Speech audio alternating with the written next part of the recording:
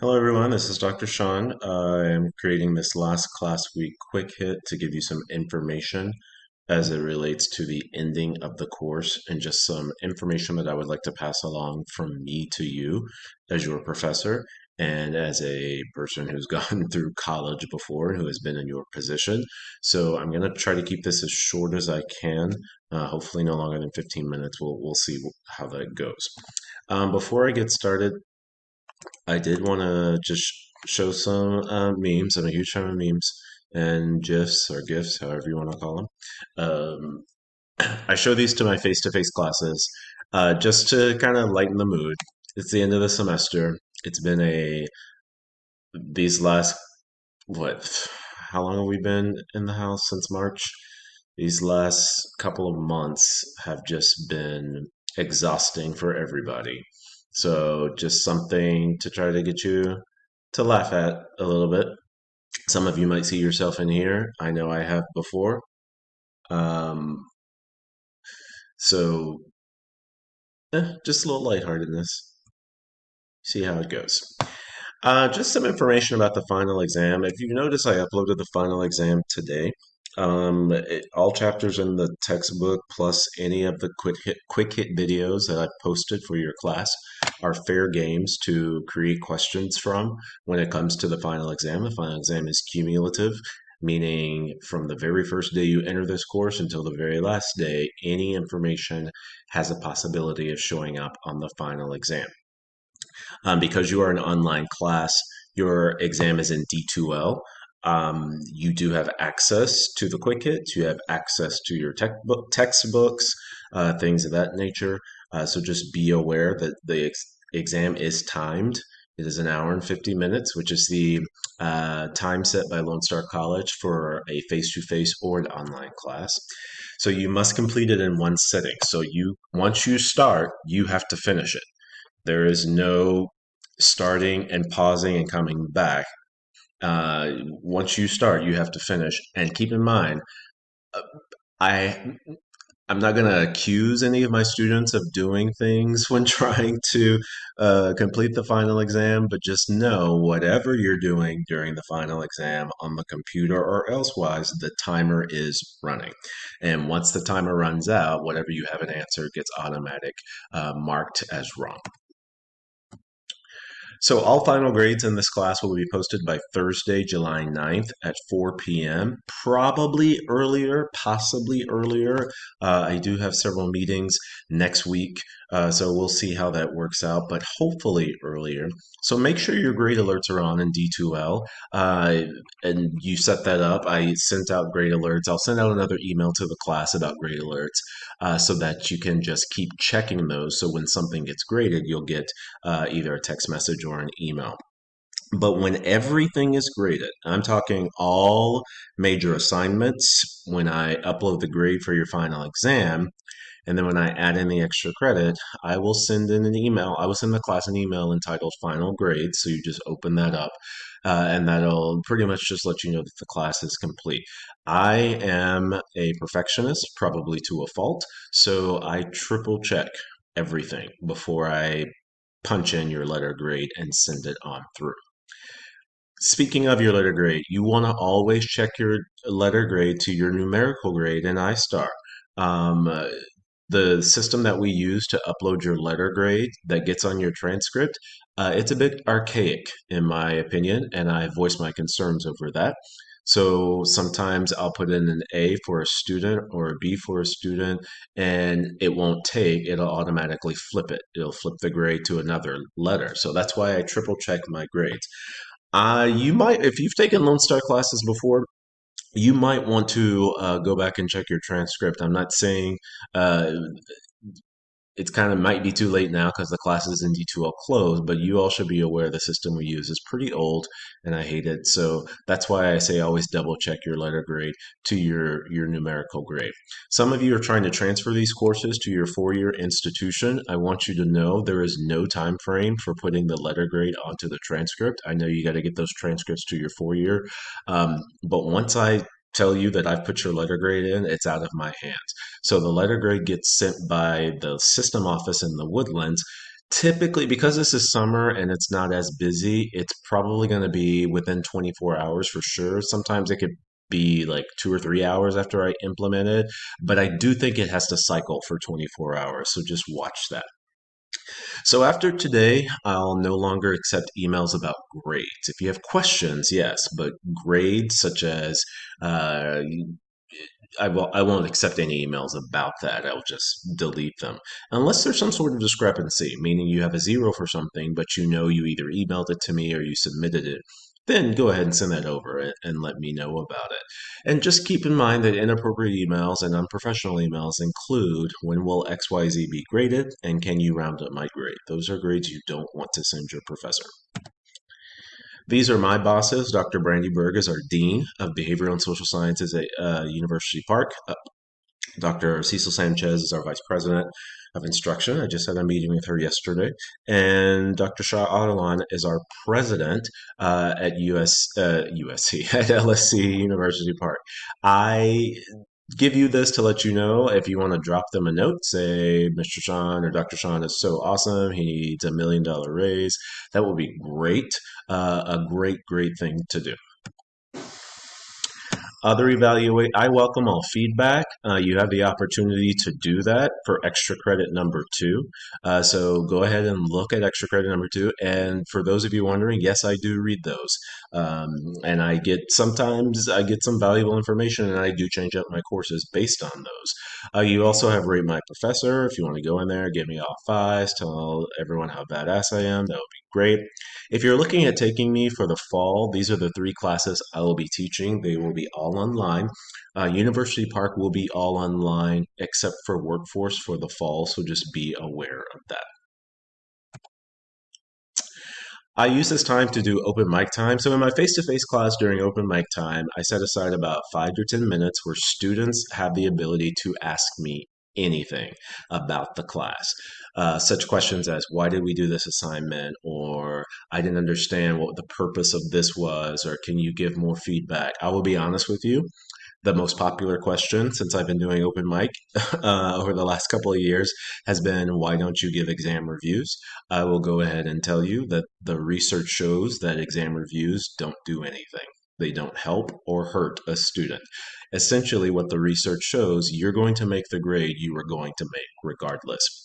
And the same for open book, open note tests. So if you make a C on the exam, you are going to make a C regardless if we had a review or if we did not. As you can tell from this class, I'm a very heavy research-based person. Evidence and research and critical thinking, and the evidence and the research shows that exam reviews don't really help students and they don't hurt students. They're just essentially pointless.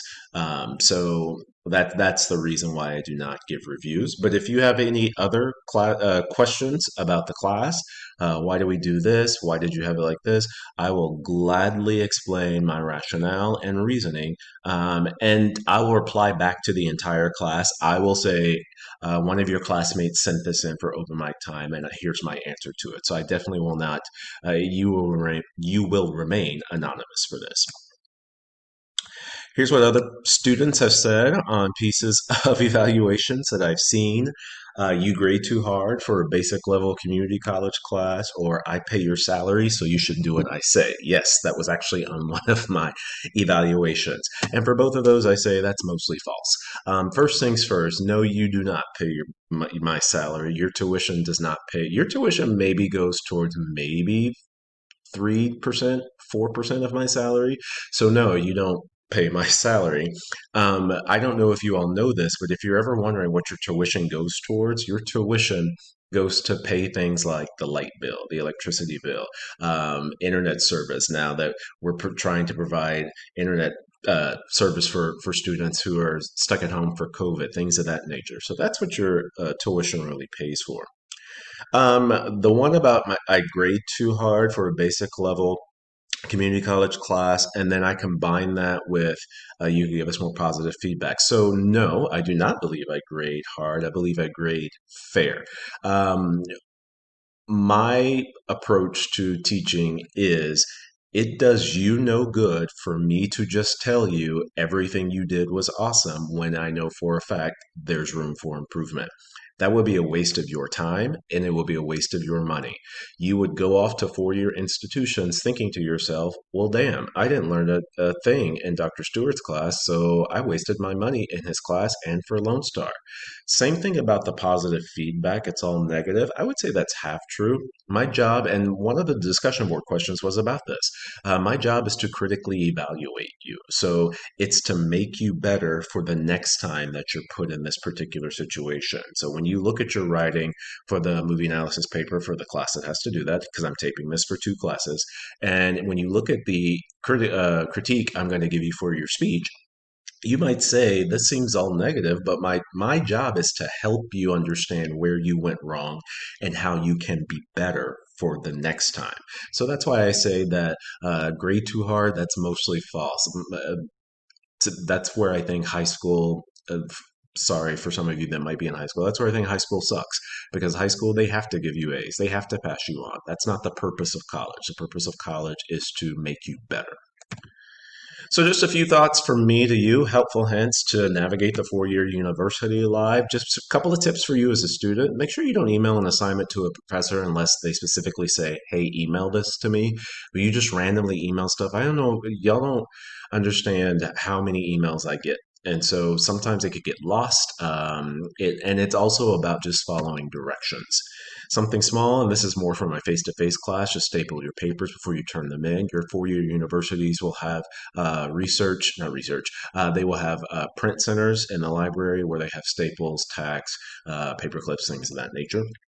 Always write in black font. We really didn't have an issue with this in either one of these classes, but you never want to write in red or blue ink when you're submitting something. I've seen this over the last couple of years. I think students do it to try to tell me, the professor, hey, my answer's in blue or my answer's in red. This is my answer. I can delineate which one's your answer and which one is the question that I'm asking. So always write in black font. Always follow the instructions specifically for that professor. So, for example, I'm an APA format person. APA is the most used format in college writing at the collegiate level in most all disciplines. Every few disciplines have maybe MLA or Chicago style, but APA is the number one. When I was in college, when I was a freshman, I had three classes. One professor wanted APA, one professor wanted MLA, and one professor wanted Chicago style. And I was racking my brain trying to get all three of them correct. But at the end of the day, they're all three different professors, all three different styles. You just have to adjust to that particular professor.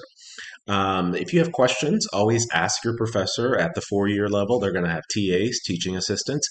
You can just make sure you ask those. And I just want something to I want to point out something to you all.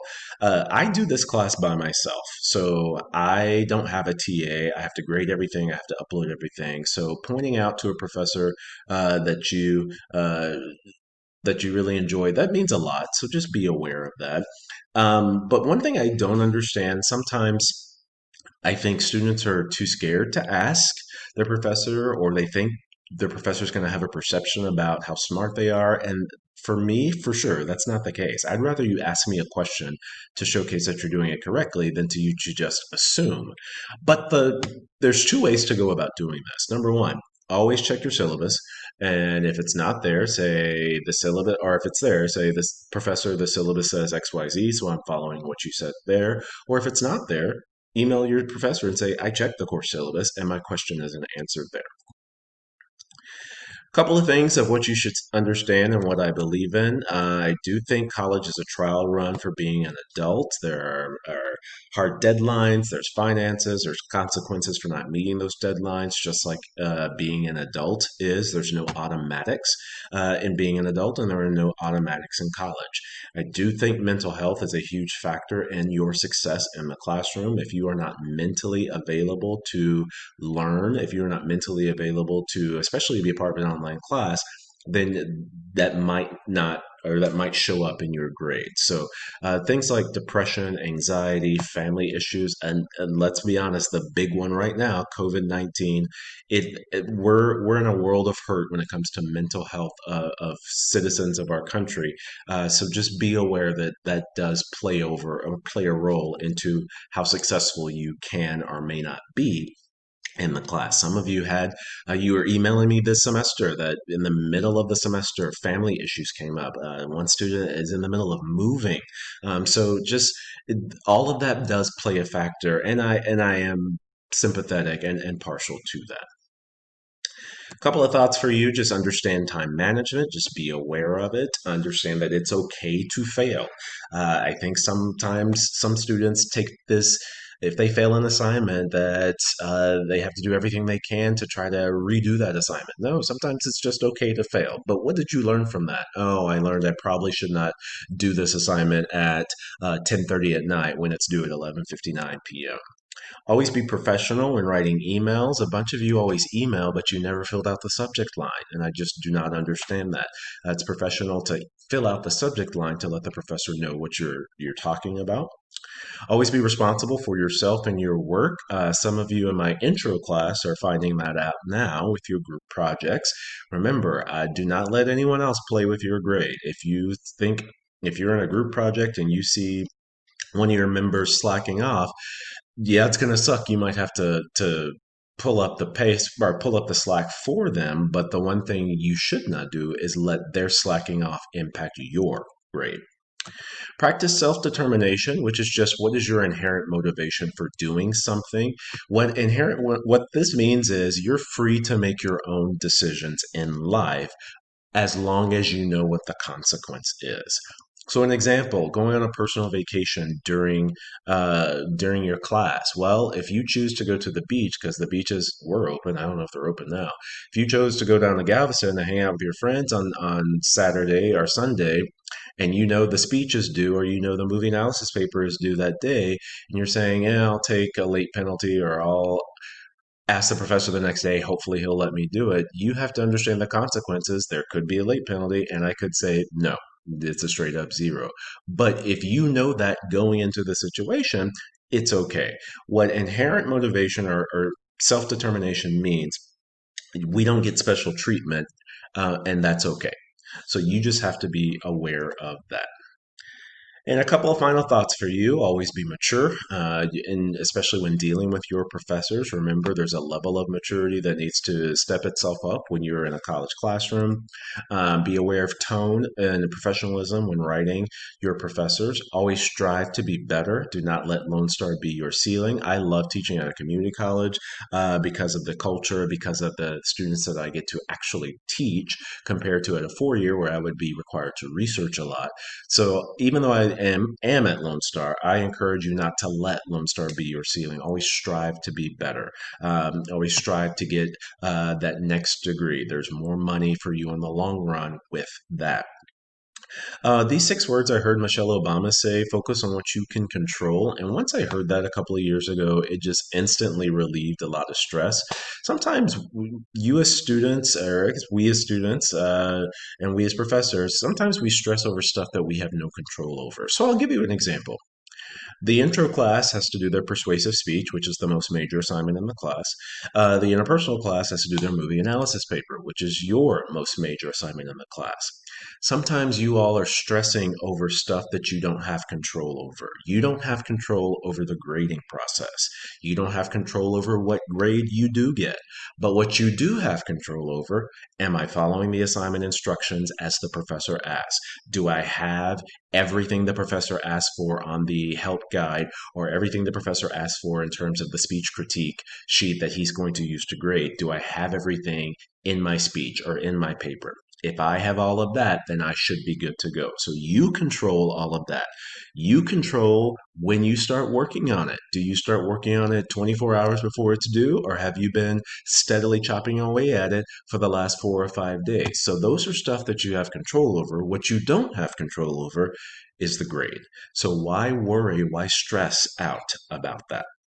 But then finally, I'm here for you, whether it's you want to chat, you have questions about life, you have questions about transferring, help the biggest question I get: Professor, how can I transfer to UT? That's a really long story. I had former students who kept coming to my office for 3 years or so while they were on campus just to talk about working out and workout routines. So it's up to you if you want to chit chat with me. I am here for you. It has been a pleasure teaching you all. This is about 20 minutes, so 5 minutes longer.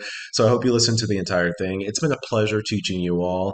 I wish you all the best on your final assignments. I wish you all would have a great, fantastic rest of your summer and try to do something for you in this day and age of where we are right now.